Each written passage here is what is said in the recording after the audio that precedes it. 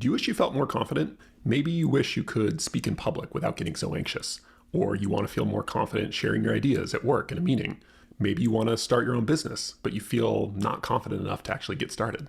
While nothing could be more normal than wanting to feel more confident, here's the tough truth you need to hear. You will never be confident if you insist on feeling confident, because confidence isn't a feeling, it's a belief.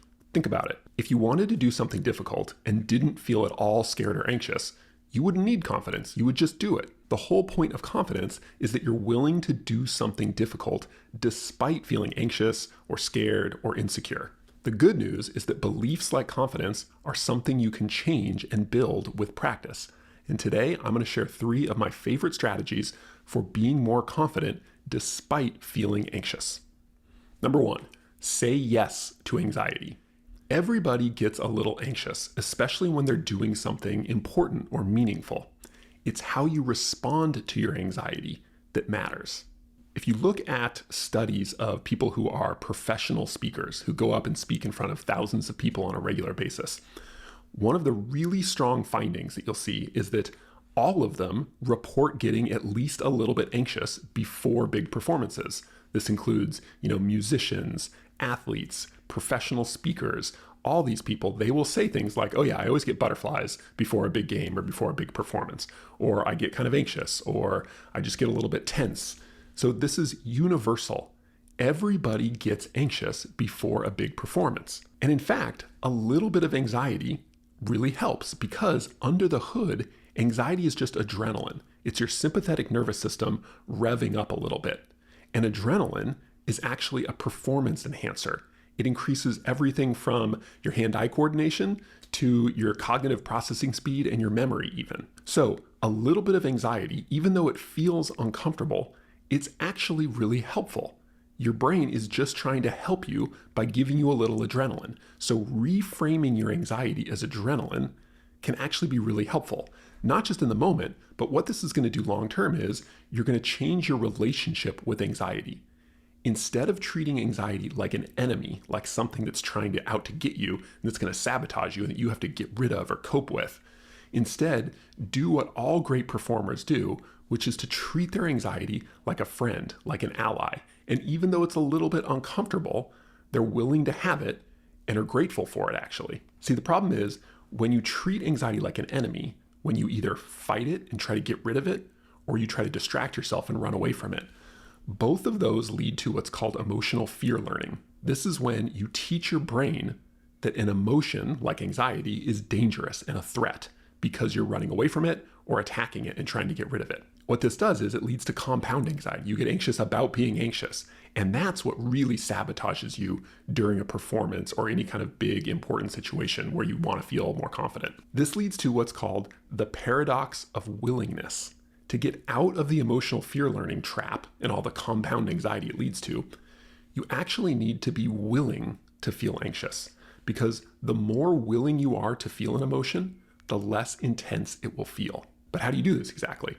Well, there's a lot of different ways, but one that I like a lot is called emotional validation. Now, validation is actually really straightforward. All it means is reminding yourself that however uncomfortable an emotion is, it's not bad or dangerous, and you're not bad for feeling it. So it might look as simple as telling yourself, it's okay to feel anxious. Or, it makes sense that I'm feeling anxious right now. This is a really big, important thing I'm doing. Or this is a really big creative risk I'm about to take by sharing this idea. It makes sense that I would feel a little anxious. Most people would feel anxious in a similar situation, connecting your situation to other people so you don't feel as alone in it. All of these are ways to validate your anxiety rather than treating it like an enemy and trying to get rid of it. Now, the key thing with validation is, yes, you want to be able to do it in the big moments before giving the big speech. But to get there, you need to practice like any other skill. So what you want to do is throughout your day, look for opportunities to practice validating your anxiety. Look for moments of small amounts of anxiety or nervousness, the kind that's so small you probably wouldn't even think about it throughout the day. But instead of just ignoring it, use it as an opportunity to practice this skill of validation. Because the better you get at doing that in small moments, the easier and the more confident you're going to be using it in big moments, which will help you to be okay with your anxiety and to build up the belief that you can do important things despite feeling anxious. If you want a little more structure on how to validate anxiety, including a list of my favorite validation scripts, you can download my free emotional processing toolkit, which walks you through the process step by step. I'll put a link in the notes below. Number 2, prepare like a pro. Confident people don't lack anxiety, like we just talked about. They treat anxiety like a friend. They are willing to have anxiety and get on with the important thing they know they need to do anyway. But the other thing about people who are really good about being confident despite feeling anxious, the other pattern you'll see is that they are way better than most people at preparing. Both the kind of quantity of preparations and the quality of their preparation is actually way more than most of us realize. And that preparation helps them to be confident in the face of anxiety. So let's look at, what does preparing like a pro actually look like? Because it's a little bit counterintuitive. Most of us, when we think about preparation, we think about the content. So the content is things like, I have to give a presentation to the board of my company, and so I better know my numbers backwards and forwards and really be able to deliver the content. Or I'm giving a speech at my son's wedding, right? And so I really better know what's my opening story and what are the 1 or 2 lines that I really want to make sure I hit, and what's the ending. So you better really know the content. So that's super important. The content obviously is important, but the content is not enough. The content of any performance is not enough. There are 2 other layers of preparation you really need to work through. The second layer is delivery. So it's not just knowing, okay, I got to say this, and then I got to say this, and if they ask about this, here's what I'm going to say. That's all important. That's the content. But it's, okay, I'm going to be in a boardroom in front of, 12 other really impressive, smart people who are a little intimidating. How am I going to handle that? Right? Have I practiced not only rehearsing the content, but rehearsing in front of a room with people, with my slide deck, right? Have I practiced delivering it and running the deck at the same time, for instance? So the delivery it's all about preparing. It's like a dress rehearsal. It's trying to do things as close to the actual situation as possible.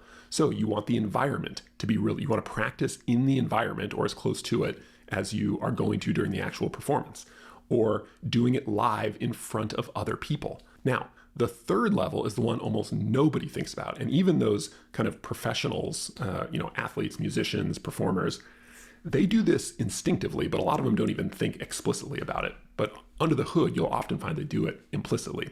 But it's a skill that you can learn how to do. And that third level of preparation is emotional preparation. Because just like we said at the beginning, anxiety before any kind of performance is normal. All sorts of other emotions are really normal, including more anxiety in the middle. Often the anxiety is the biggest ahead of, right before the very beginning of a presentation or any kind of performance. But often you'll get little jolts of anxiety, like if you're presenting and someone asks you a really difficult question, totally normal to get a little anxious there. Or if someone's, if you're a stand-up comedian and someone's heckling you, you're gonna feel a little frustrated or annoyed. The question is, can you handle those emotions? Are you prepared for them? Or do you get sucked into them? Because if you start feeling anxious midway through your performance, and then you start worrying about being anxious, your performance is going to tank and your confidence is going to go down too. You have to be able to work with those difficult emotions. And one of the best ways to be able to do that, to work with them, is to eliminate the element of surprise. Now, you can't eliminate it completely, but what you can always do is you can anticipate which difficult emotions are likely to happen during my performance. So it might look like saying, okay, I always get nervous ahead of time, for sure. I worry about what people are going to think of me or screwing up. I know that's going to happen. I might get a little bit nervous in the middle of the performance. If I make a minor mistake, or if I see someone with kind of an unhappy expression on their face, I might feel a little bit nervous. I might feel a little bit annoyed, disappointed, something like that. That's all normal. So you're anticipating those difficult emotions, because here's the thing. Difficult emotions are hard enough on their own, but if you combine them with surprise is an emotional amplifier. So take any emotion, add surprise, it gets way bigger, positive or negative. So if you can reduce the element of surprise, those emotions that come in the middle of your performance are much less likely to be disruptive. So this third level of preparation involves taking some time to anticipate, okay, what emotions am I likely to feel or experience? And then validate them, pre-validate them. Say, you know what? I might feel anxious, and that's totally normal to feel anxious in the middle of a presentation, or I might get a little bit irritated in the middle of this talk or this conversation. That's okay. If the performance you're talking about is a difficult conversation with someone, maybe you have to give someone difficult feedback, they might get defensive. I might get defensive about them getting defensive. And that's okay. That's normal. It's understandable. I'm going to try and control how I respond to that emotion, but it's not surprising that I might end up feeling that way. So these are all examples of how to prepare emotionally for the emotional side of a performance. So to kind of sum up this section, what I would say is to prepare like a pro, you want to make sure that you're preparing enough, but also that you're preparing across these 3 levels of preparation: the content, the delivery, and the emotional side. Number 3, train your breath. Train your breath probably sounds strange, right? Breath is something, the way we breathe is something we often take for granted because our bodies do it automatically. They do it for us. You don't have to think about every breath you take. The thing is though, fundamentally it's a behavior. It might be pretty automated most of the time, but because it's a behavior, we can develop habits of breathing. And a lot of us have actually developed suboptimal breathing habits. Specifically, 3 things. We tend to breathe shallow. So like that, just up here in this part, not like deep down, we're kind of breathing from the top of our lungs. We also tend to breathe at a faster rate than is optimal. And then third, we often breathe through our mouths rather than through our nose. Now, none of these things, shallow, fast, and mouth breathing, is necessarily bad. In fact, there's a reason we can do these things. They're for emergencies. If you are being chased by a bear, your breath rate is going to increase. It's going to come from the top, and you're going to bring air in through not just your nose, but your mouth, because you need to bring in all the oxygen you can so that you have fuel to escape. These are like emergency mode, shallow, fast, and mouth breathing. But if you've developed a habit of doing these on a regular basis, your body is going to think you're always in some kind of an emergency, even if it's sort of a low-grade emergency. And that's going to result in this kind of chronic underlying stress and anxiety. Now, this is a problem for performing and being confident despite feeling anxious, because if your nervous system is kind of constantly revved up a little bit more than it needs to be, it's going to make it much more likely that even small bits of anxiety or self-doubt or insecurity kind of throw you for a loop and really sabotage your confidence. The metaphor I like is, it's a little like, say you've got a glass of water, right? Now, normally, if your glass is like half full or just a quarter full, you can walk around, you can swing it around, you're fine. It's not going to spill. But imagine a glass of water where the water goes right up to the top. Now, to not spill, you're going to have to be super careful, and just the slightest movement is going to result in spilling water. That's like having an overactive nervous system, in part because of suboptimal breathing habits. So what you can do is you can start to change those suboptimal breathing habits. You can start to train your breath. Now, there's all sorts of ways to do this. There's all sorts of breath work practices and breathing exercises that can do it. But one way I really like is it's really simple and basic, but really powerful. And it's about deliberate nose breathing. So it means choosing specific times during the day and focusing on only breathing through your nose. So for instance, you might, on your commute to work, you might decide, okay, I'm really going to focus on keeping my mouth closed and only breathing through my nose.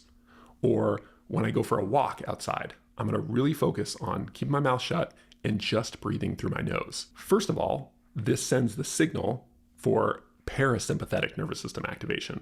That's your kind of rest and digest, your relax mode. So it counteracts that sympathetic nervous, that fight or flight reaction. But more importantly, long term, nose breathing, it increases breath awareness. You start to become more aware of how you're breathing in different situations. And the more aware you are of those habits, the easier it will be to change them. Okay, if you're interested in learning more about breathwork and how you can use it to lower anxiety, I'm teaching a workshop a few weeks from now on breathwork for anxiety reduction as part of my skills training membership, the Friendly Mind School. You can learn more about how to join using the link in the notes below. Okay, let's sum up. Confidence is not a feeling, it's a belief. You can be confident and still feel anxious at the same time. In fact, it's the only way to feel confident, to do important things despite feeling anxious. And how do we do that? There are 3 practical strategies that we looked at. The The first one is say yes to anxiety. The more you treat anxiety like an enemy, the more anxious you will get over time. Instead, you want to be completely willing to have it, and it will become much easier to tolerate it and get on with that important thing you really need to do. Number 2, prepare like a pro. Specifically, remember to prepare not only for the content of the performance, but also for the delivery and your emotional reactions. And number 3, train your breath. Shallow, fast, and mouth breathing signals danger to your nervous system, but using techniques like deliberate nose breathing, you can train your breathing habits to signal calm and confidence. Okay, that's all for today. If you enjoyed this video, I've got another one right here that I think you'll really like.